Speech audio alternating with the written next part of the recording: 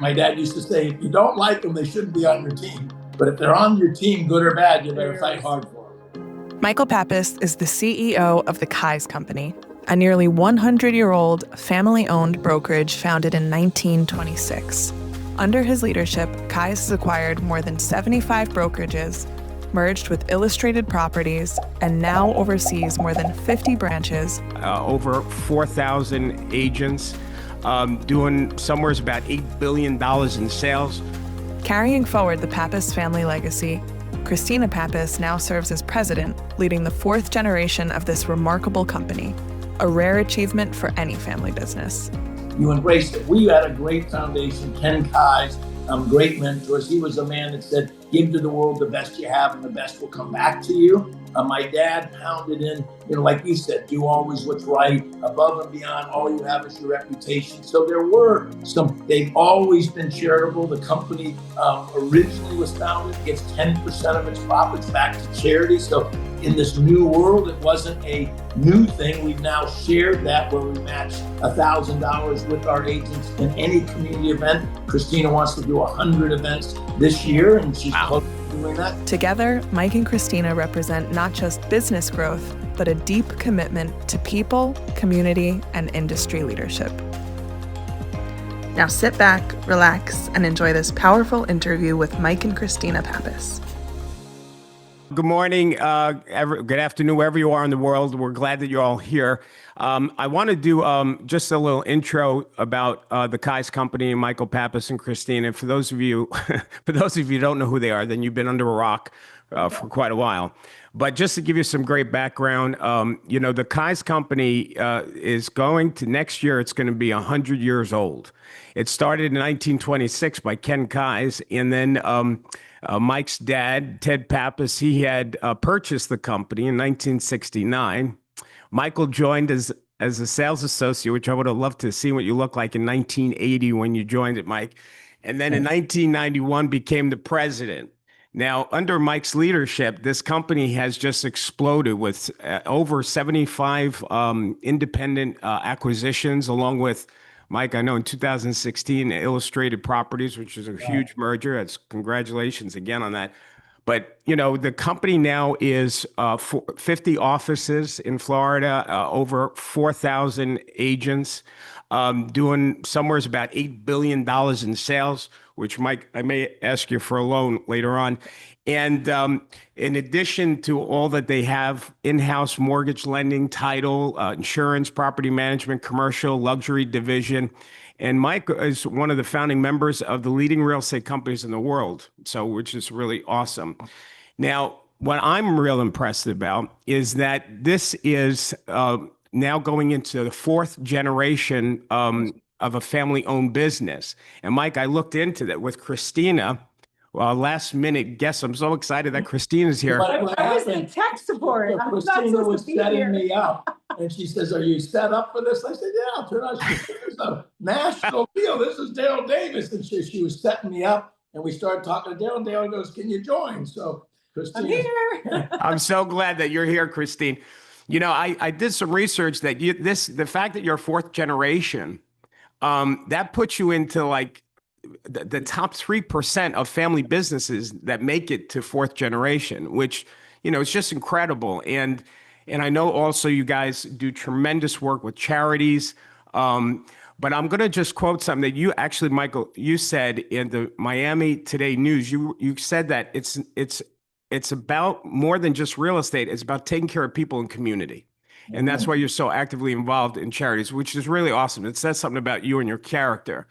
But the last thing I'll say, two last things, and then we're going to get to this, is, Michael, you really embody, I know something that your dad taught you, which was, right or wrong, good or bad. If they're yours, you better take care of them.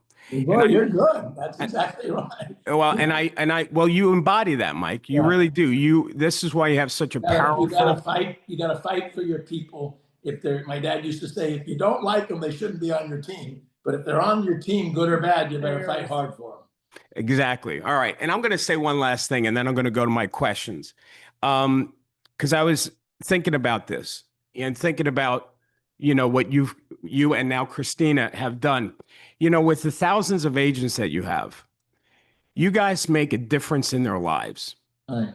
You really do.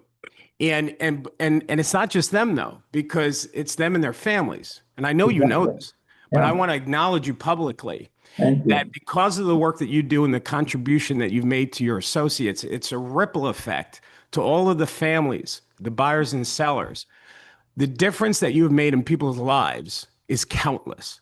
And you're leaving behind an incredible legacy when you get to your next level. So anyway, it's a real honor for me to be here with you. Thank you. I'm honored. It's funny, you make me cry because I do think they ask you about the why.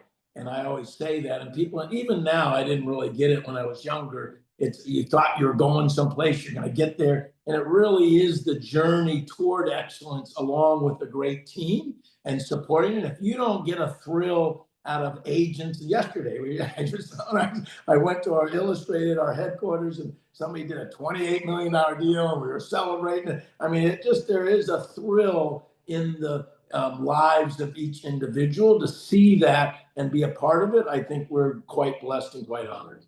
And I think, and I hope everybody pays attention. Like what Mike just said is a powerful pearl of wisdom, that it goes beyond the transaction, it goes beyond the money. It's the lives that we make a difference with. Amen. And it really, that's beautiful. All right. No, you're not going to get, and I think you know it. I'm getting old and I've got a daughter coming up and she's pushing me out. Thus she's taking over here. I'm thinking, I thought it was my wife and honor. Now she's stepping in. So, and she is expecting my 11th grandchild. I have 5 kids. And so this is the 11th and she's delivering in about a week. Yeah. So I'm so surprised that she's here. So we're honored, but it is exciting to see her now embracing and dealing with the next generation, which doesn't want. In fact, I have pictures of my dad and Ken Kaiser. She goes, they don't want to see a bunch of old people. That was behind it. So. Just say that. Boy, Christina, he's really throwing you under the bus over here. I know. I came in to make sure he had a light. Next time I'll let him do it from the angle in his office with all his stuff, with all the ceiling. You know, he was like looking down at the camera. I'm thinking, he's going to get live on with Darryl, and Darryl's going to have a setup, and Mike's going to be, staring down the barrel. So, Christina, actually, let me, because this wasn't in my questions, but because again, this is a last minute blessing that you're here. I want to ask you, how did you become now when you were growing up, were you saying, all right, I'm going to be the 4th generation leader, or did you go off and do something? I think you did some hospitality, if I'm not mistaken. Is that right? I did. But I will tell you that when we were in middle school, Mike made me take one of those profiles I think he gives his managers. And it was so confusing. He said, just answer as you think. I'm thinking I remember being in middle school and he was very surprised because I have an older sister who's 18 months ahead of me and is very strong as well. And he was amazed at how strong my profile, I think, came out. She's a lot like my father. I mean, it's interesting because my father was tough and strong and deliberate. So there's no question. We used to take them. So I had 5 kids when they were little. My wife said, you can't play golf on Saturday. I need a break. So then I would take them to work. And so we would take them all downtown and we were there. And we would sell houses. So we'd go in the typewriter and I would create a contract and then I would show my sister and my other sisters. There'd be the single mom. We'd open the door and the sister had 2 kids and we'd show her this one house. And then my grandfather's office was the corner. So that was a lot more expensive and we would trade in candy. And so we would write the contract and then each office had a different level amount of candy that it cost. Wow. That's hysterical. All right. So the little 5-year-old, it was a 19-story building overlooking the bay. Oh, yeah. And our 5-year-old got in the elevator on a Saturday morning. She's going, help. Yeah. All right. So let me, and by the way, I'm going to, before I add this next question that I ask you, just for everybody, because we have not just brokers, managers, leaders, but we also have some agents. And I just want to give them some coaching. Gang, while you're listening to Mike and Christina share their wisdom, listen through how can I apply this to me, right? So even as a sales associate, you are a leader in your own business. Yeah. And so I want you to listen, not as a salesperson, but listen as a manager of your own life and your own business and equate it that way because you can. There's a lot of value here. All right. So Mike, Christina, how would you describe the company culture? And I think there would be 3 answers, because there's the company culture that buyers and sellers see. There is the company culture that the industry sees, like colleagues, and then there's your agents. So Yeah. how would you describe your culture? I think you've got to be true to whoever you are. And so what your personality, you can't be somebody else, and the company can't be somebody else's. And so when I was younger, I may have wanted to be like other firms that were in the marketplace. And one of a wise guy that was actually Bob Furman, my dad's first marketing director, he said, Mike, be us. And no one else can be you. And I do think whatever that is, you embrace it. We had a great foundation, Ken Kai's, great mentors. He was a man that said, give to the world the best you have and the best will come back to you. My dad pounded in, like you said, do always what's right, above and beyond. All you have is your reputation. So there were they've always been charitable. The company originally was founded, gives 10% of its profits back to charity. So in this new world, it wasn't a new thing. We've now shared that, where we match $1,000 with our agents in any community event. Christina wants to do 100 events this year, and she's close to doing that. So all of that, I think, does embody. And then she brought in a new marketing director, and what did they do with the culture? And we really revamped the look and feel of the company. But we really, when we did that, it took us back to our past. So we actually said we have a proud past and a focused future. And when we revamped our logo, it came with a full re-looking at our core values, and not re-looking at it, actually just came by saying, who are we? We know who we are and we know who we embody. How do we get that out to what you're saying, the consumers and to our peers? And so what came out of that was who we already were. And we were able to actually register the trademark, Your Home Here. Oh. And for us, that really embodied at Kai's, our agents feel like they're home here. That this is, we're a family. We fight like a family, but we always wake up together. We're still related and still going to breakfast at the same table. And so here, you're home.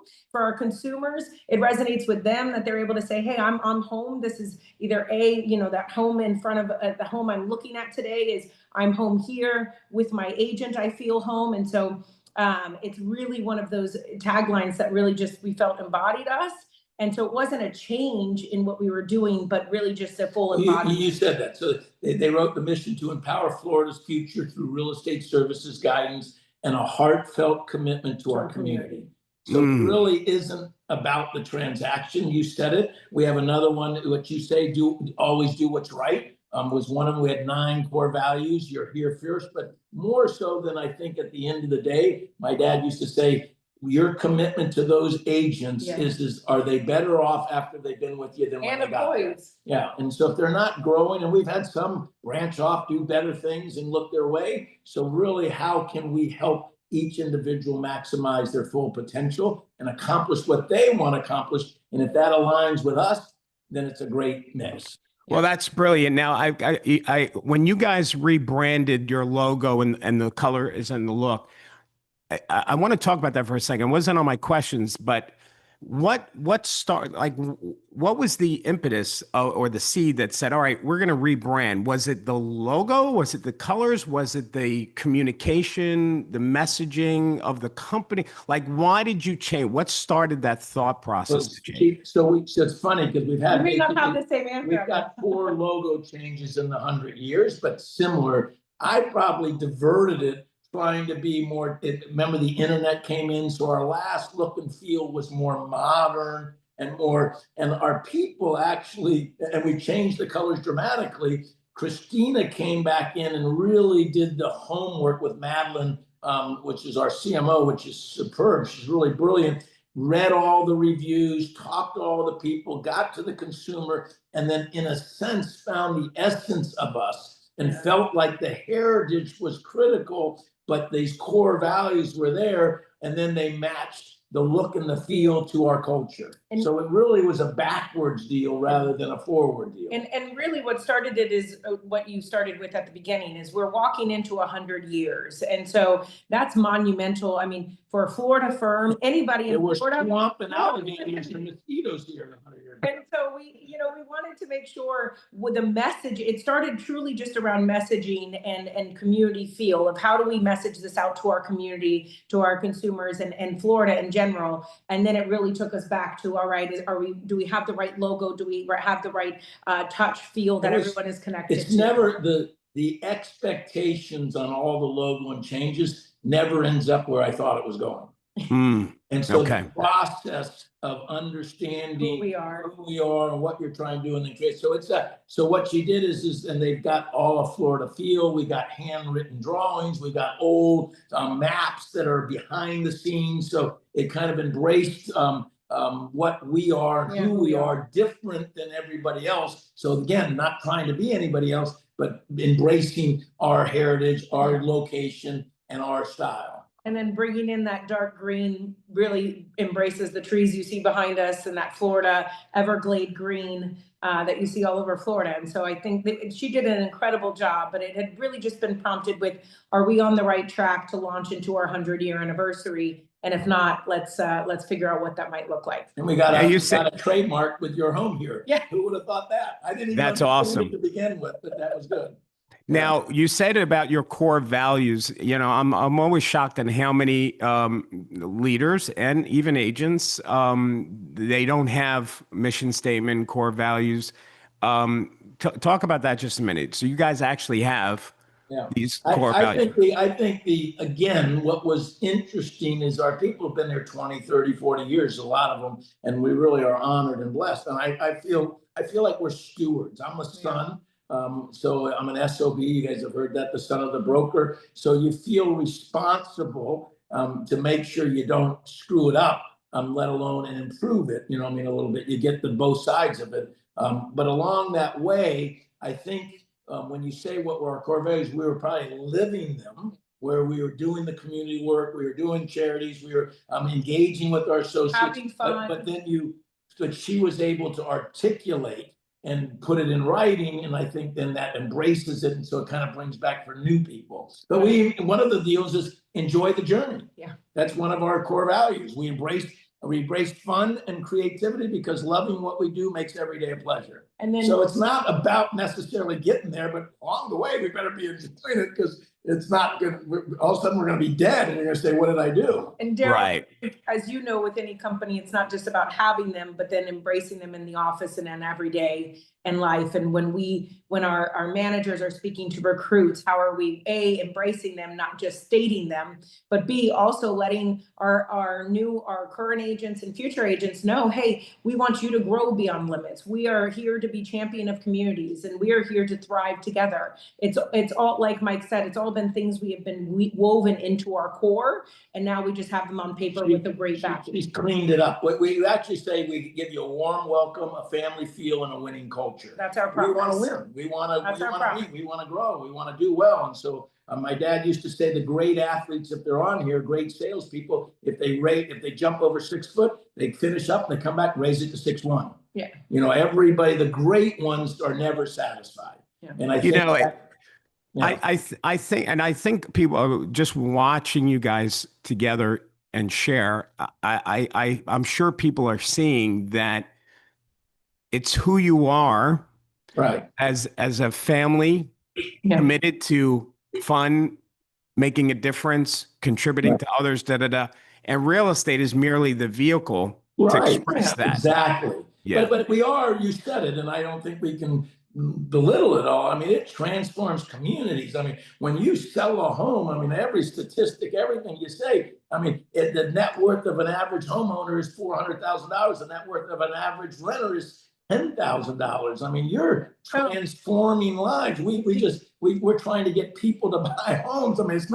It's serious. It's big. It's not little. It's people who own homes have lower divorce rates, higher graduation rates, lower depression rates. And so I think, I did work in hospitality before, and people ask, how was that transition, or why did you transition? One was, not being able to work with my grandfather who suddenly passed away, though he was 86. It was sudden. But the second is really, what does that fulfillment look like? And in hospitality, it's a wonderful thing, and upgrading people in hotel rooms and, having really wonderful dinners. But putting shelter over people's heads and really making a difference in someone's life is really hard to find anything else more fulfilling in life. And it's transformational for every person. Yeah.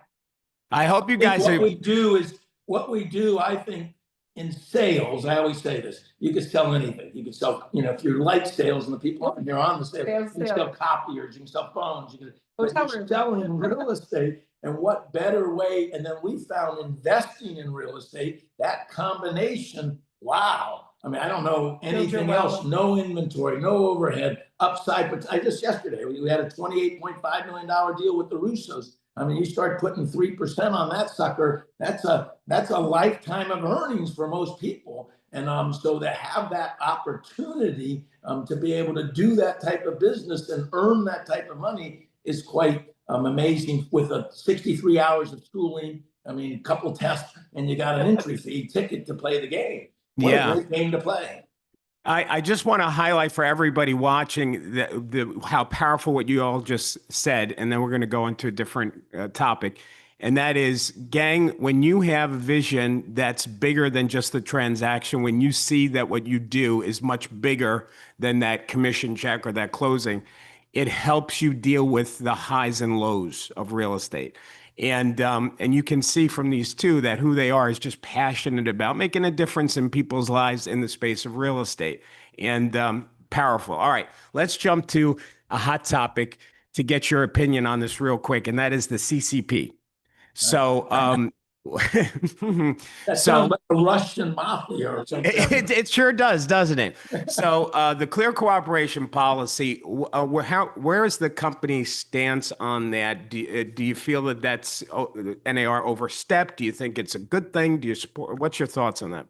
So Christina's been the past president of the Florida Association of Realtors. So I had a call with her. I didn't know she was going to be on, so I'll let her answer. You called me and he said, I need to answer some of these questions about CCP and NAR. So I said, I usually call him before a podcast. So our company stance has always been, we do what's best for our customer. And that stands beyond any rules. And typically it aligns with CCP, right? Typically the best thing for our consumer is to get it into the MLS, get as much exposure as possible, and sell it for the highest price possible, right? And that makes a lot of sense. And what I think we often forget is that there are a lot of options within the CCP and within MLS, actually. We can turn it off from the internet. You could just expose it to our MLS. You could turn the address off. People want privacy. You can turn the address off and you can expose it.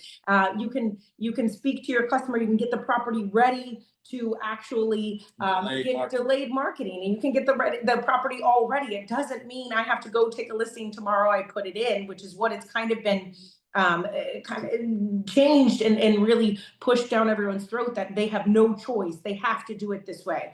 And then there's all different ways to market a property. MLS should not be the only way to market a property. You and I know that sometimes it's picking up the phone and calling the brokers in the neighborhood and saying, hey, I know you own this neighborhood. That, hey, sometimes it takes additional drone photography, advertising, door knocking. And so the MLS to me is a piece of the marketing and of each and every individual property. So my answer, you say to me, and again, I'm not in the deep roots, but I do think this, if you want transparency, if you want availability, if you start thinking, I'm going to play the game, I'm going to hold the listing off, I don't want anybody to see it, I'm going to try aspirational property, I'm going to test the market, I'm not so sure that works for the typical mass market. It may for certain properties and everything else. So am I gaming the system, or am I trying to do what's best? We actually got sued in COVID. We sold an off-market property for $3 million. Between our own brokers. And no, it wasn't between us. It was another cooperating broker. It was off-market. We sold for $3 million. He was going to pay cash. He ended up getting an appraisal and it came in for $2 million. It was a funky condo on Palm Beach Island. And so he lost his $300,000 and he sued us. He said, you guys sold me a bag of goods. It ended up selling close to it. But after lawsuit, after time, everything else, he was upset that he didn't believe he wasn't here. He got the video, and it was that crazy market. So my point is, they're going to want to get the maximum they can get for the property. So that what I like about the process in a normal market, if COVID continued, we'd all be out of business. Yeah. Meaning, if you could sell a property in a day, and you could, come on, there's lines up out the doors. And there was 50,000 listings here in South Florida. There were 12,000. It didn't take much to sell a property in that time. Mm-hmm. Today, you got to work it, and that's what always encourages me. That the strain, and I've said this to our people, this is what the seller wants, this is what the buyer wants. In between is your commission and frustration. And it's our job, and it takes time for the seller to get educated to finally believe the system. And without that process of trying to list it, did you ever sell it? Hey, we'll talk about it in a minute. They have a listing that they've had that's overpriced. My son-in-law has it. We talked about it at dinner. Started at 2.8, 2.9. I told them it was worth 2.4, and they've been getting there down, but it hasn't sold yet. So what I would say back to the CCP and the clauses is this: no matter how smart your seller is, they truly only know what you tell them. At the end of the day, you're there to be their consultant. And in Florida, we have a beautiful thing called transaction brokerage. And we are beholden to the transaction. What's best for the transaction? And if you still have to be fair, honest, and have good integrity. And if you could put that hat on and ultimately say, I'm going to be fair, honest, and transparent with my seller about all their options out here and have a real conversation, my gut is the majority of them would say, expose it as much as you can. Let's get maximum price and let's get into the MLS. If I'm having that real conversation. Yeah. So I'll give you one last thing on CCP and the fragmentation that could happen. When I started in 1980, you talked about there was 15 MLSs in South Florida. They've all consolidated. We've got 2 MLSs. I actually use that to our advantage because we would download the MLSs. Today, we have 80% of our agents have 80% of Florida's listings. We're only in 40% basically of Florida, but we have access to them. And so they have an advantage because they're getting the access to it. So that's where you start getting, now you want competitive nature. I would like that. Do I think that's best for sellers? Maybe not. If I look at Europe, and if I've been to Thailand leading RE and they have off-market listings and you got to go to the agent, and there are multiple people, it's very confusing. Does it make much sense? Probably not. Is it what's best? That's where I think you heard the passion from the beginning for us.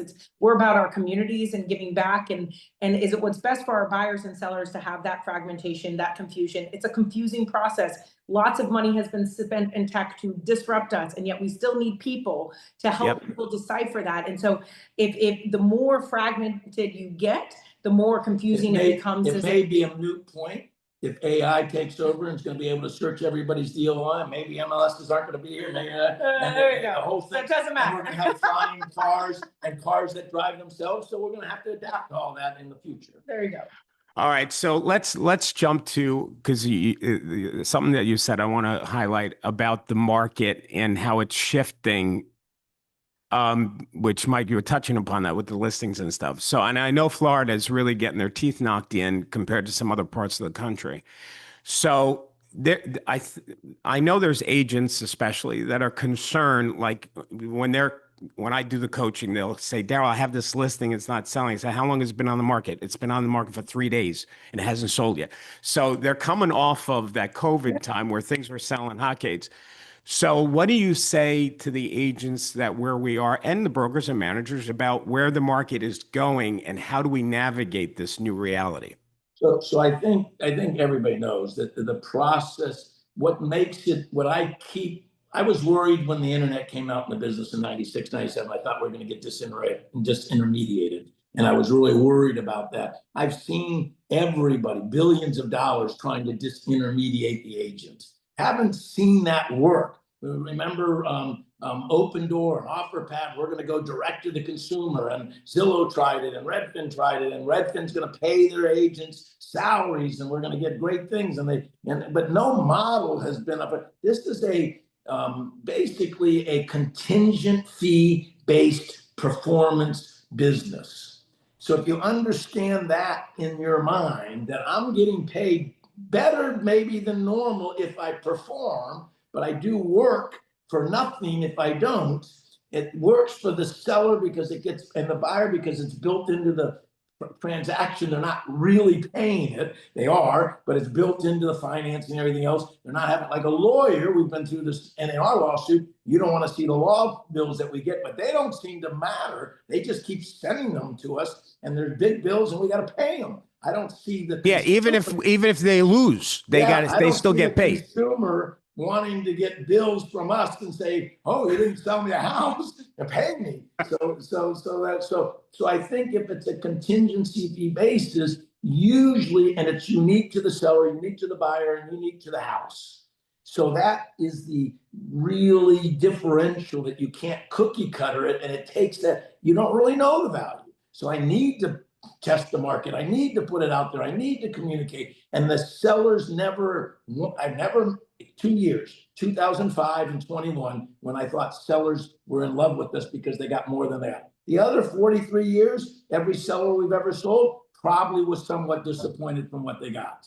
And so it's that process of bringing them to reality, and the madder they get, the better they are. The more motivated they are. So you want them frustrated. You want them mad. You want them coming at you. Because if they don't get mad, you aren't going to sell the house. Hey, I mean, if they don't care that their house has been sitting for a month and you've been showing it, or it's getting no shows, then they probably aren't motivated, right, Darryl? So it's dealing with that frustration. But to your question about the agent, in my mind, majority of agents have been in the business less than 10 years. And so if you think back to 2015, it's been pretty good years since 2015 moving up. And then but what we don't remember is before 2020. And so the 2015 to 2019 properties did sit, 3, 4, 5 months. It has to for the process to work. What Mike said at the beginning, what I would remind agents is, if it went in 3 days every single time you did it, they wouldn't really need you. And I'm not sure you'd be able to justify your pricing continually. Thus the fee structure to make a profit for the time that I'm doing. And so it seems like a lot to maybe some people, but they don't realize how many people you've shown that you didn't buy, how many houses, how long it takes to do it. You start doing an hourly deal, our agents, your agents, the people on here are working their fannies off, doing a lot of work for nothing, so that when that success does happen, they get paid. Success fee. And so it's have to make a profit at the end of the day. And you look at the public companies, there aren't a lot of real estate companies in this market making a lot of money right now. So it is what it is. All right. So one of the questions I get, we've had so many lawsuits lately. And so a common question the agents are asking, should I be a member of NAR? And what say you? What do you say to that? And again, Christina may have a different answer. I'd say that you got a choice. You don't have to be. Currently, the system, probably because of the MLS and the three-way, makes us be there. If they start to separate the MLS and you start getting options, we have a Thompson state today, meaning that you don't have to be a member of NAR to get the MLS. And so, but again, if you're asking me from a broker's hat, I do think NAR has done more advocacy than we really realize. I think right now, if this capital gains things passes, where they raise the capital gains or eliminate the capital gains on sale of homes, it would open up a lot of homes. We're in there fighting that now. I mean, I even remember when the first 20% deduction, the tax change 10 years ago that just expired is coming on. They excluded real estate firms originally. Brokers. We weren't going to get that 20% discount off of the LLCs because they were thinking corporate stock, and they were thinking, we fought for that and got brokers to be able to get the carve out. So those are the things that. And that actually was brought by Hannah. I remember she went to Senate and spoke to them about it. And then NAR brought in all of our CPAs of the large brokerages to understand how our independent contractors file, how they file their taxes to make sure that they were carved out. You're not going to have that voice. And so again, I'm agnostic. I mean, right now it is what it is. If somebody comes up with a better plan and we think it's an option and you get the services, But for the $100, $200, probably a pretty good deal right now. And not just, and then you look at advocacy, and then you look at all the additional tools, and really it's our professional standards, it's setting the code of ethics, and there's always conversations around that, but it is holding everybody to a higher level. I think with the lawsuit, let's say this, if they don't deliver the goods, if they're not looking at their cost, if they're not managing it effectively, you're going to get breakage. I mean, is this Russia at 1900 and all of a sudden the Tsar is going to get killed and the revolution is going to happen? I don't know. Well, I'll tell you this, Mike is flying to Chicago in October to hear and listen to where the strategic plan is headed for NAR. I think you got to see. I'm agnostic. Let's see how it delivers. Right.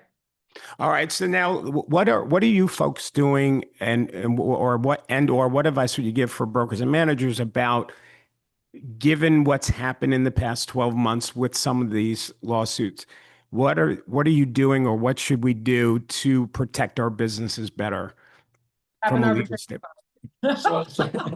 So we had so I think we've never, again, the history of our company, we've always had our own forms. We didn't only use the MLS forms and the board forms. That actually caused some strain when I was growing up and coming through the business, because they want the standard forms. But in those forms, you can write things in that can protect the firms. Arbitration clause, we have it both in our buyer side and our seller side, saying in the county that they have to go to arbitration. They can't do a class action. Now, saying that, we did settle because of the cost of what the lawsuit's going to be. You thought, where it is, so it doesn't necessarily protect you, but generally it helps you along the way. So I think reading your contracts and knowing what's going to protect you in those things, we actually have a limitation of damages, in our clauses that says, hey, where you can sue us, but it's only going to be the commission. A class action waiver. Yeah, we have a class. Wow, that's a great idea. We had all of that. We actually, in 22, when that was going on before it got settled, we changed our listing agreement and said the seller has the option to cooperate.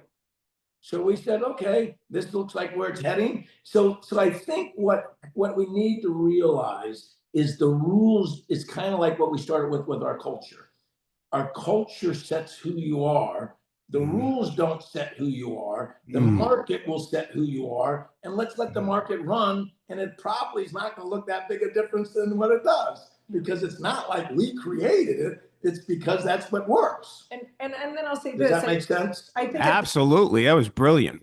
At the same time, there is a cost of doing business in this country that incurs legal costs. And so if you're always afraid of doing something wrong and incurring a legal cost, then you're going to sit inside your bubble. We did get a false contract in the Florida contract. FAR it said it was a non-FAR bar, but who reads it? And in the inspection report, it said the seller can reduce the price by 25%. This is Florida. Required. And so they were going to reduce the price after the inspection, and our seller signed it, and our agent didn't catch it. So we have AI now reading our contracts. Christina says, let's get Max, we call Max, read all the contracts, find anything else in there. So they read 1,600 pending contracts, and God willing, there's no other ones that were there. So we had to deal with the one. So my point is, my dad used to say lawsuits and problems are the cost of doing business. Right, You're not going to be Teflon, and you can do everything right. But again, we settle, you move quick, you listen to the person, you pay, you move on. Someone said, can I get sued for this? And I said, we're in America, you can get sued for anything, even if you're right. Right. So exactly. But I think what shocks me, Darryl, and I think what we need to say, we do 20,000 deals a year. We got people showing homes. When I've done the math, 100,000 people are looking at our listings a year. Or just crazy numbers. There's no theft. There's no, stealing. There's no, it really is rare that you get real problems for the number. We're in homes, we're doing deals. So again, it's the mindset that you have of opportunity or fear that controls you. And I think you can't let fear, she won't listen to the news. No. She got in the car, we're doing our summer tour. She goes, turn that off. I said, it's NPR. She goes, it's news. I don't want to hear the negative news. because I don't want that in my mind. I want to focus on what we're doing and do good things. And so put Yeah, the acronym, Christina, you'll like this. The acronym I came up for news is negative events we see. That's the acronym. It doesn't. And my grandfather used to say, today's newspaper lines tomorrow's bird cages. So Yeah. I mean, who cares?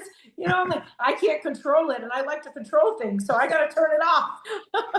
All right. So now I want to highlight something that you just said, because so I do the coaching calls every week with our members, right? Every Monday they can ask me questions. Don't you have thousands of people? You guys Yes, we do. God bless you. Congratulations. I met Darryl 30 years ago. I don't know if you caught it. He spoke to us and done it. And let me tell you, to be in this business, doing what he's doing, I could give you hundreds that have come and gone. I don't want to give you all the names. It's very rare to last in this business with all the pivots. In his Smile campaign, I don't know if you still do it, with his graciousness. And so we applaud you. Yeah. We thank you for your work. We know, again, Thanks. You're changing lives. You're doing business, and you figured out the model that works. Thanks, Michael. I appreciate that very much. Thank you. All right. So one of the questions that they asked me about the forms is listing agreement, buyer agency agreement, stuff like real estate contracts are different. Those are created by lawyers. We can't practice law, yada, yada. But listing agreement, buyer agency agreements, I think there's a brainwash for agents and brokers and managers thinking they have to use the approved ones coming out of the associations. Speak to that. Yeah. No, I mean, two things. One, you have to, if it's a buyer engagement, you have to follow the settlement if your company follows that. So, I mean, follow your broker and what the requirements are. And then there are 13 states that there is a required form by the state and required by the state to have that. So depending on the state, I know we're speaking to everybody, I would want to be clear, but no, from a brokerage standpoint, as long as you're following either the settlement, whatever your requirements were from the settlement and or the state, you can create your own forms for both listing and for buyers. So we have a guy, Tom Baker, who's an engineer that really covers our data and our work. He was a manager for us and is excellent with our lawyers, putting in the right things. He also sits on the forms committee and the Florida Realtors, we call it the FAR Bar committee, where it's made up of attorneys and realtors who create our contracts. So he sits there, he helps curate those forms and then brings back to us, all right, maybe we want to change some things differently and whatnot. And I think that's the difference is it's being willing to understand that as a brokerage, we can make our own decisions. Yes. I think that this message out here that NAR and all these people are a big bad wolf, they tell us what to do. We can still make our business decisions every day differently, marketing. I like Christina, don't say this. She says, there is no NAR jail. Oh, that's true. I often say, well, we don't have forms required for a buyer agreement required in the state of Florida. So I said, it's MLS jail if you don't have it signed. I mean, let's put it in perspective here, everybody. It's this big bad wolf, but like, okay, you're going to get fined if you can't get it done, right? So it's not the end of the world, and we still need to do business. When this came down, I called the 13 states. We called brokers in the states and said, we have the forms. You have to get them signed. How is it? And really what's already happening, they said, well, we get it done. Eventually it gets in the file, but it wasn't a big issue. So to think that it was state law before this happened in 13 states and you never heard about it, why is this such a big deal? So and we went through a dual agency 30 years ago, and that was going to disrupt, and you had to buyer. We actually went out of agency in the 90s because our lawyer wouldn't let us do dual agency. I had to go to MLS of NAR to get a listing approved that wasn't an agency listing. They wouldn't approve it. So again, you just got to evolve, and then it finally works its way through, and the market sets the price, and it all happens. So I worried less now about changes than I did 30 years ago. Yeah. Awesome. All right. Julie, do we have any questions from the attendees in the Q&A yet? We just have one. Okay. So let me encourage them. So gang, what I want to do, gang, is turn it over to you in a minute with your questions. So what I want you to do is go to the Q&A portion of the Zoom meeting. I know we're streaming this on YouTube and other places. We apologize. You guys can't ask the questions, but for those of you on the Zoom, start to think of a question you'd like to ask these two wonderful people. And we're going to read it for you in just a second. So we're waiting for that. I'm going to ask you about the buyer agency and the settlement, right? So nationwide, there's a lot of angst still with agents who didn't have to sit down with the buyer and have the buyer agency conversation, talk about the fees and da da da. And some of them, quite frankly, are just ignoring it. And just ignoring, they're just doing it the way they used to do it. Yeah. So what do you say? How do you help people to get acclimated to that new conversation? Yeah, Christina's probably got a better deal. The basic situation is it's raising the bars.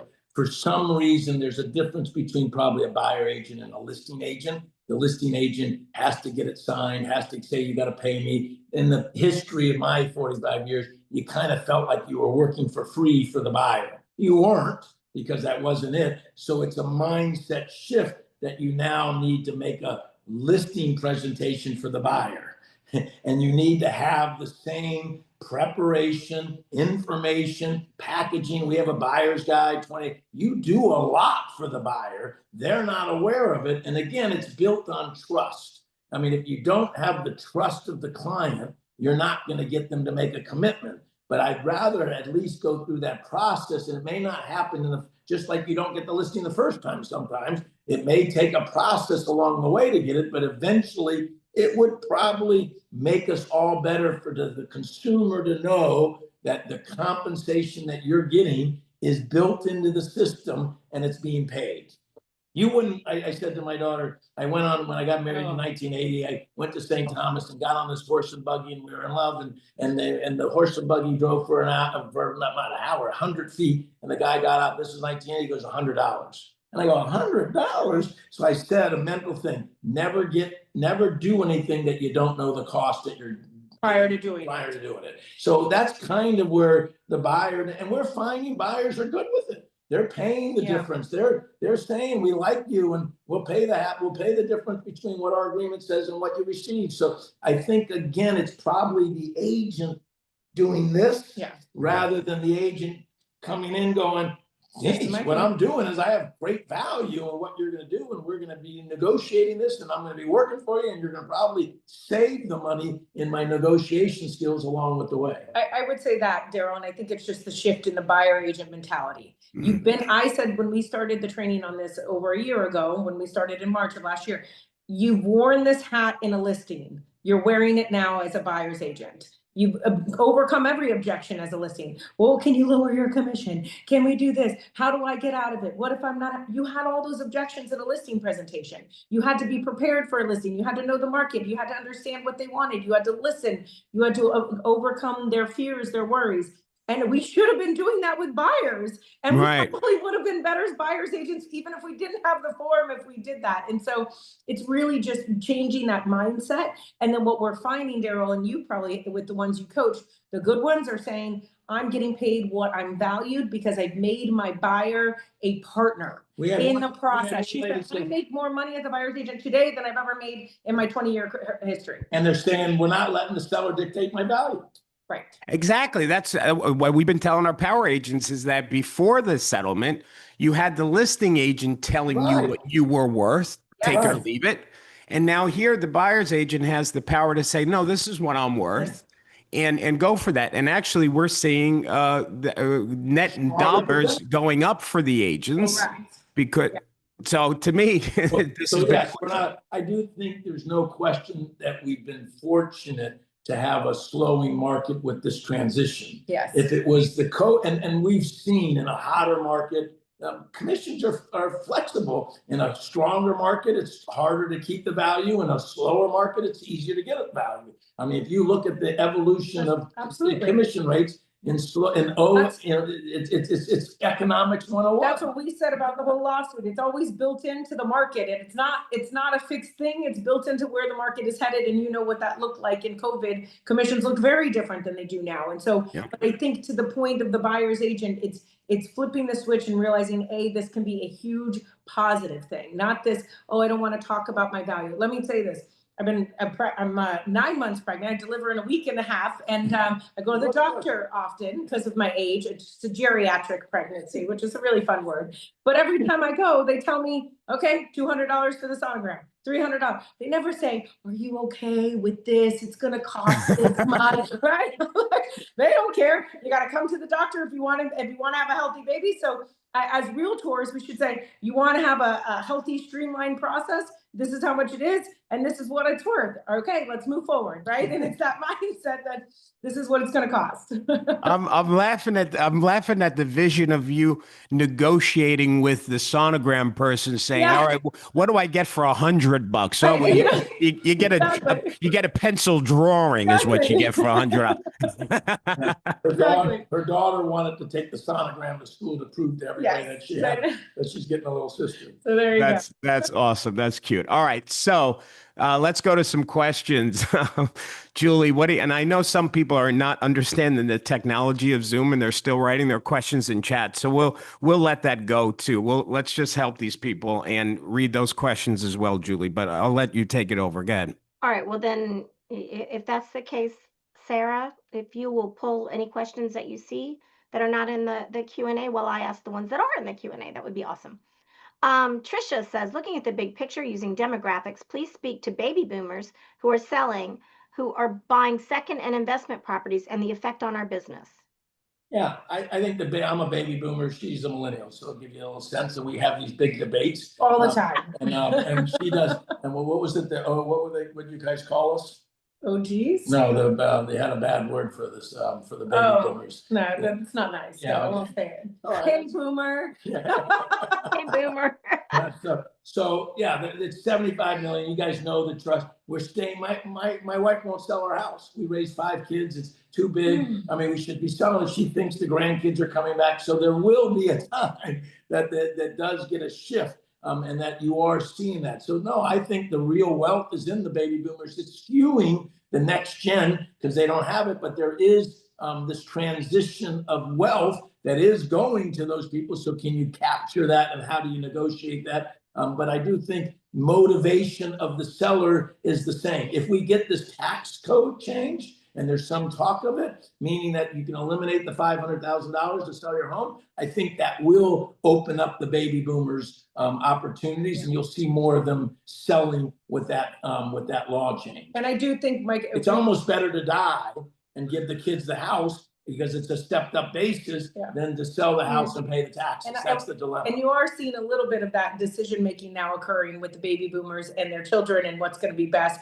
But when it comes to someone asked specifically about second homes, I think it's truly the best thing about real estate. It's truly a local market. So what amenities and services are baby boomers looking for in your neighborhood? And it's different from the old independent living facilities, right? They want walkability, they want luxury, they have more money than any other generation has had in this portion of their life, and they're spending it smartly, but they want to be near their kids, they want to be able to travel, they want some luxury items. So really understanding what those boomers are looking for. So we have a lake home in South Carolina, and it's a country club community, and the kids call it the old folks home. So I do think that you're but it's you know, it's a country club, it's boat life. It's not what you think of when you think of these back in the day, these independent, this old folks home. It's truly luxury living. And so I think understanding the boomers in your neighborhood and where they're shifting to, what amenities are provided in that neighborhood. Got it. Okay. Julie, next question. Denise, hello. Thank you for being awesome in your support of real estate and the state of Florida. What are your views on the market for 2025 and 2026? And I think that's the same as Don. Yeah, I'll give you, so again, we've gone through the seesaw. I told you 50, in our marketplace, there was 50,000 listings. You guys go on, there's 6 million people that live in Dade, Broward, and Palm Beach. And so in 18 and 19, there were 50,000 listings. Now then 21, 22, there was 12,000. Now there's 50,000. It looks like the listings are peaking. You don't want, in the Great Recession, there was 120,000. So it gives you a little sense of where you were, where we are. But the seesaw between 50 to 12 to 50, it's been radical, and so it does seem probably worse than it is. So we're bullish. We've been running at the bottom of the market for 3 years. I've messed up. My daughter's been telling me I was wrong. I thought the downturn would be a year. Now it's 3 years.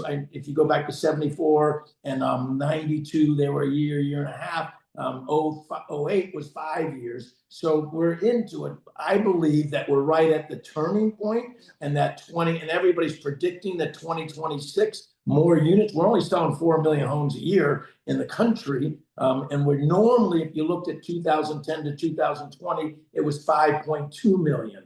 So we're 30% down from the average of the 18 and 19. What's saving us is prices doubled or 50%. So we're selling more price, even though we're not selling as many. And so it doesn't feel as painful as 18. Our dollar commissions are up. So we think units will start to rise. We don't think in South Florida price will, because you've got to digest this 50%, 100% die. If you look at the line that normally says, well, you can't handle 10, 15, 20% appreciation per year. And so we're pushing the affordability. So prices are flattening. Condos is a whole different deal because of the law change. But we do think units, we're thinking it could be up 5, 10% next year in units. Again, it doesn't boom. It starts to build a ladder. Right. We've gone through a bottom. It'll go 3, 4, 5, 6, 7, 8, 9, 10 years. When there's a feeding frenzy on the luxury and there's a boom market, you go, uh-oh,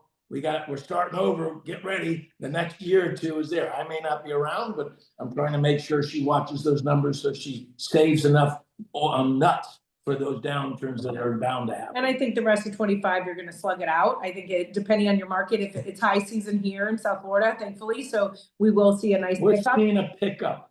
April and May was a doozy. With the noise of Trump and everything else, we were down and pendant already on a low number.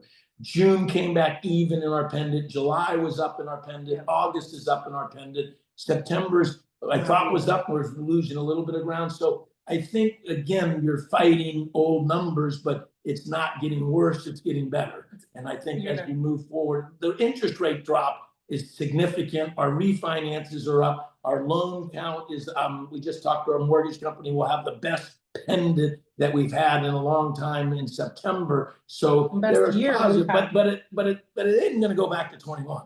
It isn't going to go back to 22. It's going to be this market that I've got to communicate. I got to work it over. I'm going to hold the listing for 3, 4, 5 months. I got to get 10 showings through to get an offer. It may take 5 or 6 months. I've got to bring them down. I've got to communicate. I got to do social media. I got to run my business, and I got to run it well, and I got to be efficient, and I got to be farming and working for new buyers and increasing my database so that I can do more business. It's not sit back and wait and hope somebody calls me.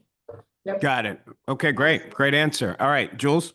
So Trisha's question is, will new interest rates impact the market? I think we just covered that, yes? Yeah, we did. Yep. They're not going to go back to 5% though. With the debt and everything else, this is probably the best you're going to see. But if you look at 40 out of the last 50 years, it was 6% or more. So get used to 6% rates and do business in this level. Take out of your mind when rates drop. We need to eliminate that conversation because that's a lie we don't know if they're going to. I make him say that in the mirror. Get that out of your mind. I did that for the first year or two. She says, quit saying that. So this but I think it's a mindset. So I'd agree. Good. All right. Well, four of the people on the screen have sold at much higher interest rates, right? So when I was an agent, it was 17, 18%. 18% back in the 80s, right? So the dilemma back then, Darryl, was 3x of our income. Today it's 6x. For the purpose of the property. So even though the rates were 16% today, they're challenging a little bit. But I do think you're right. But it's just the mindset of getting over how to make over that. I think people are moving on. Listings are coming on. Life is going on. Death, divorce, marriage, birth. You can't stop life. So you can't stop life. I like that. You can't stop life. Now, Julie, because we're probably not going to get through all the questions, I want you to start to cherry pick the ones you think will help, finish us up strong. So whatever you think, go. Perfect. Dottie, since buyer representation agreements being signed, do you find commissions increase overall for your company since August of 2024? I don't think they've increased necessarily, but they haven't decreased. And again, good agents seem to be getting stronger. Correct. Weaker agents are still struggling. So it depends on, I would get the skill set. I'd listen to Darryl. I'd get scripts. I'd ask AI, chat, GGP, what should I be saying? How do I do it? I'd put the client in there. How should I address it? You got great access to a lot of things, but you got to be an expert in your business to get the value that you want.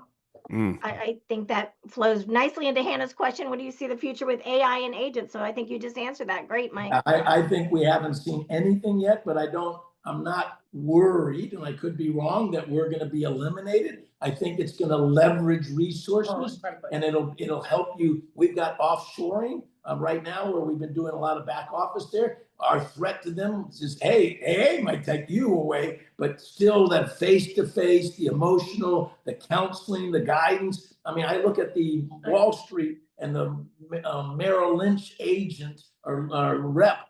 We thought they were going to get eliminated when Schwab came in and everything else. And so people in complicated situations that only happen every 5 to 10 years, they need a guidance. But I think what AI will do is a couple things. One, raise the bar for your agents. You will have to understand the market. Your customers are getting very smart, and they're using it to ask questions, to then ask you a question. So you have to understand what people are looking for. You need to be utilizing it to say, hey, what does my buyer think? What does my seller think? Put in a profile. If everybody doesn't have a ChatGPT and not use Claude it's or going to any be your sort of assistant. AI. It's unbelievable. We use Copilot. So it is going to be a transformation. And I do think it'll be used as a tool. And if you are worried about it and you're going to try to stray away, you'll end up. It may be. There is a point, Darryl, when the laptops came out and the computers came out, the older people like me said, I don't want to do this. Yeah. And that may happen, but my dad used to say, the only thing constant is change. Right. And so, everybody's for progress, but nobody's for change.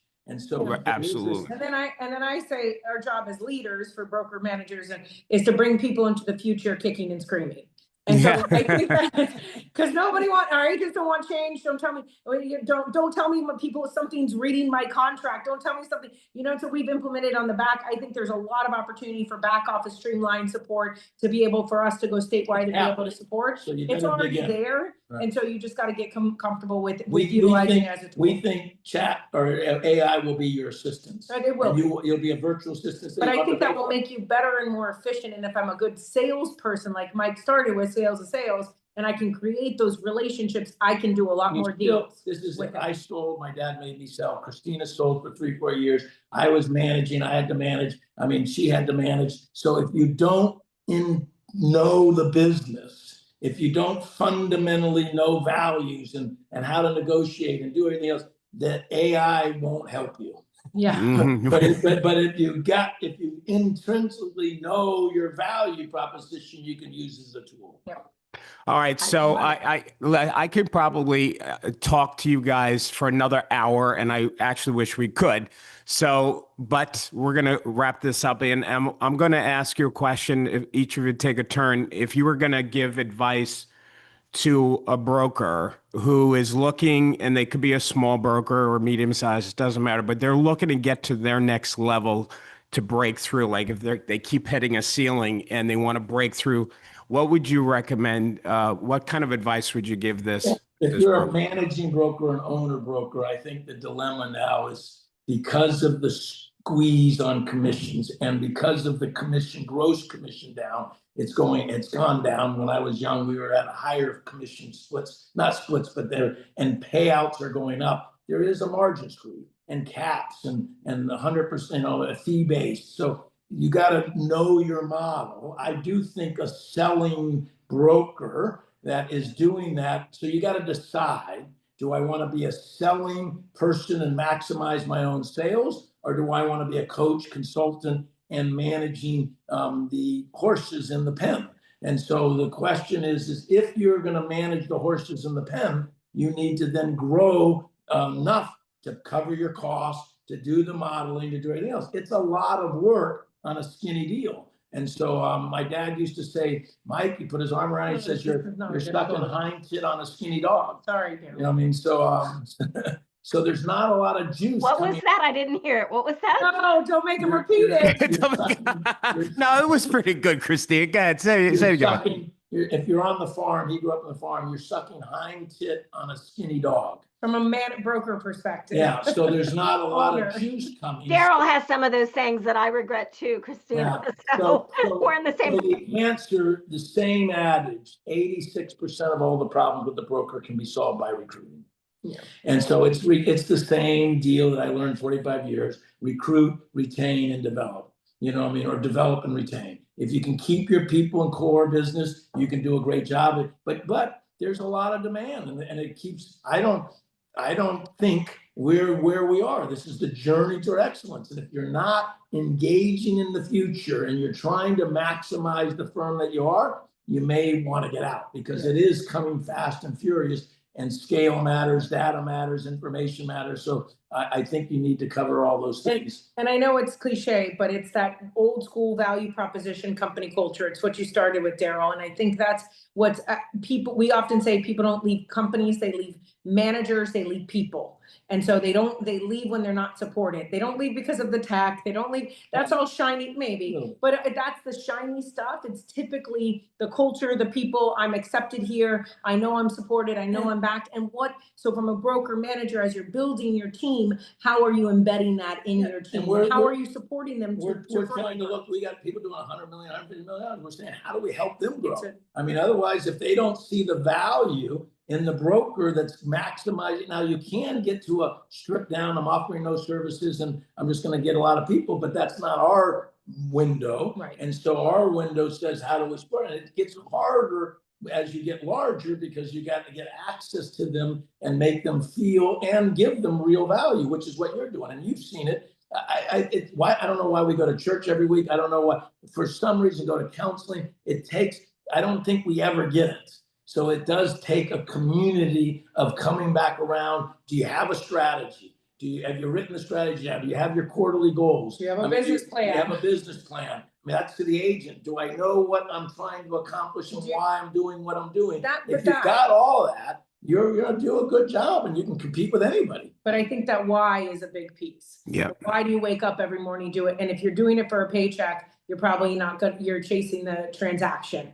And so it is understanding why you're doing it, whether you're an agent, a manager, a broker, what is filling your cup every day, and then how do you drive that? Yeah, so you're running a business. So what's the economics of the business? What am I doing? How am I doing? Do you have budgets? We're doing our strategic plan right now. We've got our people in with strategic. What are the big rocks next year? What are we trying to do? If you don't have that rhythm, if you don't have it in writing, my dad used to say, Mike, you're a good talker, put it in writing. If it's not written down, you don't know what it is. Yeah. That's awesome. Yeah. So, gang, I hope that you got that you saw something that's clearly evident to me, is that it's not what you do as much as it's who you are.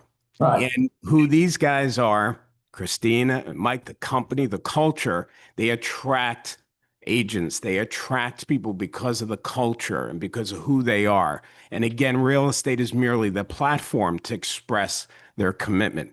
And so if you're a leader in this business, that's start there. Really look in the mirror and say, who am I in the matter of my business? What am I committed to?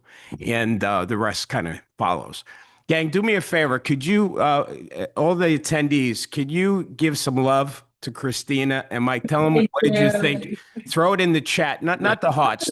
Comment in the chat. What did you guys? Oh, look at that. That's beautiful. Yeah. Tell them, don't do the hearts. Tell them in the chat. Tell them what, because these guys, they got other things to do over here. They stayed over time. There you go. That's what I want to see. I want to see some love. That's it. That's right. Okay. A lot of your Kai's family is here with us today. That's right. Thank you. Thank you. So illustrated, we're honored, and we say that. No one cares how much you know until they know how much you care. And we call it an upside down pyramid. Yep. We work for them. They don't work for us because they have options. They can leave us every day and go to someplace else. So I do think it's a partnership and cooperation of this journey of excellence and working together. We think we thrive more together than we do independent. Yeah.